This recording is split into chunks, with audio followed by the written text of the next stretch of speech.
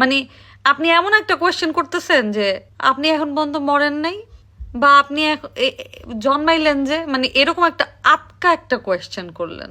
কোনো ম্যানার্স নাই, কিছু নাই। আপা কেন বলতে হয় বিয়ে করছেন না কেন? ছোট পর্দার জনপ্রিয় অভিনেত্রী সাদিয়া জাহান প্রভা ব্যক্তিগত জীবনে নানা রকম চড়াই উতরাইয়ের মধ্য দিয়ে গিয়েছেন। প্রায় বিয়ে সন্তান নিয়ে ভক্তদের অনাকাঙ্ক্ষিত প্রশ্নের মুখে পড়তে হয় তাকে। একটি ভিডিও বার্তায় বিষয়টিকে অশোভন বলে মন্তব্য করেছেন। পাশাপাশি নিজের ভাবনা ও অনুভূতির কথা জানিয়েছেন এই তারকা। আপনাদের দৃষ্টিতে আমাদের লাইফস্টাইলটা আপনাদের তুলনাতে অনেক বেশি কি বলে উগ্র।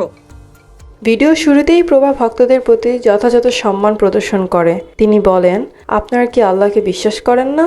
জন্ম, মৃত্যু আর বিয়ে, এই তিনটি জিনিস আল্লাহ একদম নিজের হাতে রেখে দিয়েছেন। একমাত্র তিনি ছাড়া পৃথিবীর কেউ জানে না ভবিষ্যতে কি হতে যাচ্ছে। আমার কপালে যদি বিয়ে লেখা থাকে তবে আমি না চাইলেও তা হবে, আর যদি আমার জন্য তা লেখা না থাকে তবে আমি জোর করে তা করতে পারবো না।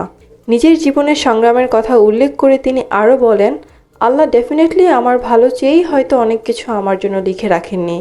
আমার স্ট্রাগল তো তিনিই একমাত্র জানেন। দুনিয়ার মানুষকে তো আমার ব্যাখ্যা দেওয়ার কিছু নেই।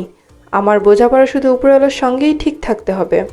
যেই মেয়েটা সবচেয়ে বেশি মডার্ন লাইফ লিড করে ওই মেয়েটাও চায় একটা সংসার করতে।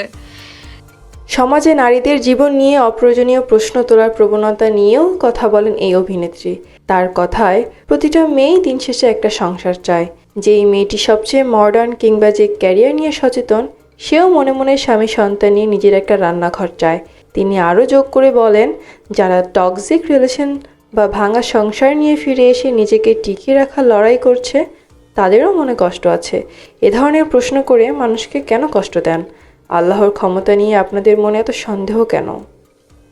আপনারা আল্লাহরে বিশ্বাস করেন না, আল্লাহর ডিসিশনকে বিশ্বাস করেন না। ভাই আমি তো খুব বিশ্বাস করি।